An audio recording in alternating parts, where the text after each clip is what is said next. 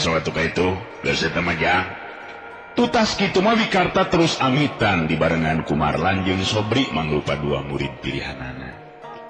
Di lebah pengkolan memeh papisa Wikarta amanat ka dua muridna, kade Marlan di Sobri. Lamun teh mah nya urang kudu nying hareupan kayan tarung patutunggalan jeung pihak Karaman. Modal utama teh nyatana katenangan, sabab ku jalan tenang pikiran naon anu dipiboga ku urang nyata ilmu bela diri bisa digunakeun sakumaha mistina. Anakan destokeun pisan ku abdi. Temal Marlan jeung Sobri meh bareng, atuh geus kitu mah terus papisahan nuru ka imahna masing-masing. Datang ka imah Wikarta langsung diajakan ngobrol ku Ningsih anu jadi pamajikanana. Kumaha Kang? Hasil tina riungan teh? Ari cek abdi mah urang mah ulah pipilueun kana urusan nu aya patarina jeung ributan Kang. Ningsih bangun salempangin pisan sigana teh. Kituna teh sanggeus mairan cai ka salakina duaan diuk dina amparan samak nu handapna di amparan lampit da pugu imah panggung. Wikarta narik napas panjang ngareret ka pamajikanana terus neuteup kaburuan imah bangun anu keur nyawang ka tempat anggang. Telinga Wikarta nyarita deui siga ditujukeun ka dirina sorangan. Memang teu gampang geus adu hareupan jeung Gopar, sokomo ayeuna jadi jadugna Karaman. Ngadenge Wikarta nyebutkeun ngaran Gopar Ningsih katingali meuni kerung di barung jeung hate anu keketegan. Ingetanana ngalayang ka waktu ka tukang dina mangsa dirina keur masih keneh parawan, apanan Gopar teh sarua demi kahayang ka dirina. Ngan Wikarta nu mampu merukeun hatena malah kungsi riributan antara Wikarta jeung Gopar mangsa ngarebutkeun cinta dirina. Tapi Wikarta dina waktu harita memang aya dina kaunggulan. Nah, Kang Gopar penak di mana kitu kan? Cek Ningsih jadi penasaran. Wikarta netep antep ka pamajikanana bari terus ngawalon. Ningsih, Gopar teh si bewok teh anu ayeuna mimpin atawa sasatna jadi jadungna gorombolan atawa Karaman macan liar. Anu dina waktu-waktu ieu terus ngarampok, tur ngaranjah ka tiap-tiap lemburan. Malah dina peuting tadi mah anu diranjah ti lembur anu paenteng-enteng jeung urang nyata nu deukeut pisan ka lembur urang. Beuki ngageter hate Ningsih kaentipan ku rasa sieun. Breh teh kacipta deui dedegan Gopar dina mangsa kerja jaka. Memang mibana pangawakan anu jangkung gede sumbar dada. Ngan aya anu teu narik pikeun hate Ningsih harita. Sabab sikap pribadina anu teh telangan ukur hayang ngulimkeun janji sarta sikepna anu sombong nya kitu deui tinakanana anu galak jeung kasar ka sesama. Oh, kutan teh kitu Kang Gopar teh Kang. Atuh kumake lamun nya nepikeun ka ngaranjah ka lembur urang Kang. Nya eta mah kapaksa Kang kudu nying hareupan Ningsih. Sabab terus terang akang teu bisa cicingeun kitu bae ningali ieu lembur diranjah ku para Karaman sangeunahna. Tapi nanti leuwih hade lamun urang tinggalkeun we ieu lembur teh Kang, urang ngungsi neangan lembur anu jauh tina cangkremanana eta Karaman. Ningsih, akang hiji lalaki sokomo di ieu lembur apanan sasatna mah akang teh pupuh hiji paguron. Kumaha kasebutna beureunan lamun akang jejerih ku pati, niuni hayam kabiri leutik buring handar jangjang, kumeok memeh dipacok. Teu bisa Ningsih.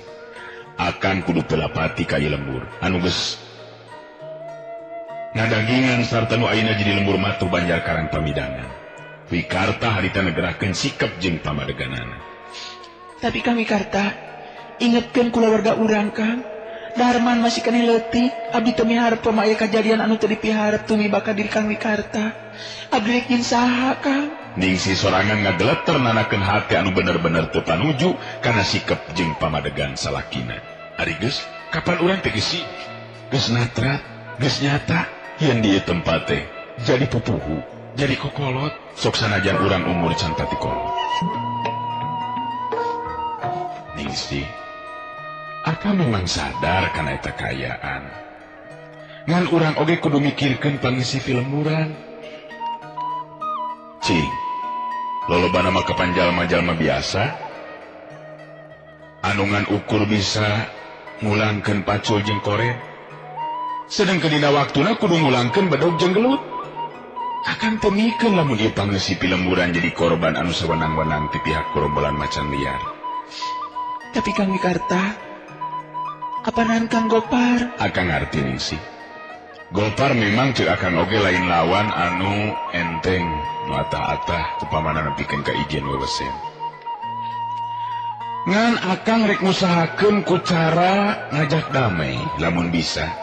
Ngan lamun teu bisa mah nyatang tueh geus saya di jalan kajaba ti kudu ku cara hiji lalaki, pugu akang oge geus apal kana adat Gopar anu memang sigana bae mustahil upama diajak damai. Sabab komo ina jadi jadugna karaman kapan. Katingali Ningsih rambisak panonna aya perasaan sedih anu mangaruhan kana hatena. Bet kacipta upama salakina meunang musibah eleh mangsana izin wawasen jeung si bewok. Abdi teu miharep akang cilaka. Tuluy ade urang tinggalkeun ieu lembur Kang. Gopar kawilang kejem jeung terang ngaseuras adatna. Rek jeung saha abdi lamun Kang Wikarta nepikeun kakeun aku cilaka. Wikarta ngarenghap narik napas panjang. Anu memang pikeun manehna oge surut ti kasedih pamajikan teu dumasar tina rasa kasalempanganana. Malah sok sanajan Wikarta sorangan memang sabil. Nah bisa jeung henteu ngimbangan atawa ngungkulan kabisa si bewok atawa Gopar anu beuki dieu beuki terus maju elmuna. Tapi Wikarta gambaran hiji lalaki anu dina nyarita sok sagolek pangkek sasangkred bagu. Taya basa pikeun dirina kudu luncalinci luncat mulang udar tina tali gadang. Lisan anu dikedalkeun geus hamo dibalikeun deui. Gambaran ti pribadina anu teguh pengku dina sikep jeung pamadegan. Ulah ngalewihan kawasa sipatna Pangeran Ningsih. Sabab akang boga kayakinan, pati jeung huripna manusia lain ku papada jalma, tapi ku kersana nu maha kawasa. Ngan lamun memang kudu nyorang jalan cilaka ku cara ngabela diri, eta leuwih boga ajen. Batang urang kudu ajal dina kayaan biasa. Kitu sakuduna sikep hiji lalaki anu boga pangarti dina olah bela diri. Abdi ngarti kana lisan akang. Tapi naon hartina ajen kahormatan hiji lalaki Kang lamun rumah tanggana aya dina katunggaraan. Dibaca teh pahitna Kang sabab nu bakal disinghareupan teh nyata jelas ampanan jalma-jalma jahat. Sasatna makaraman anu geus taya rasa kamanusaan. Ningsih nyaritana di barung jeung ceurik ayeuna mah. Ai Wikarta neuteuk di kalabah buruan imah, kolebat salibatan pikiran ngagugu kana carita anu jadi pamajikan. Nyata nyalametkeun diri ku cara ninggalkeun ti lemburan. Tapi sikep jeung pribadina Wikarta memang geus asak, tetep panceg dina pamadeganana. Ningsih, akang dedeh jeung nyaah ka kulawarga. Sigana bae lamun dibandingkeun jeung ka nyaah ka diri sorangan, akang lebih dedeh jeung nyaah ka Ningsih katut Darma. Tapi akang oge nyaah jeung dedeh ka pangisi lembur, akang oge boga rasa tanggung jawab kana kasalametan pangisi lembur. Nah akang bakal bisa tenang hate jeung lugina upama kulawarga urang salamet, tapi kulawargana pangisi upi lemburan jadi korban. Ingatkeun Ningsih, baheula akang kungsi ngadongeng ngeunaan sikep jeung pamadegan satria Sunda mangsa nyinghareupan naon rupa kajadian. Dirina suka kene ajal pati batang kudu nyinghareupan panghinaan. Tah, kabaru sarupa kitu teh geus jadi getih jeung daging.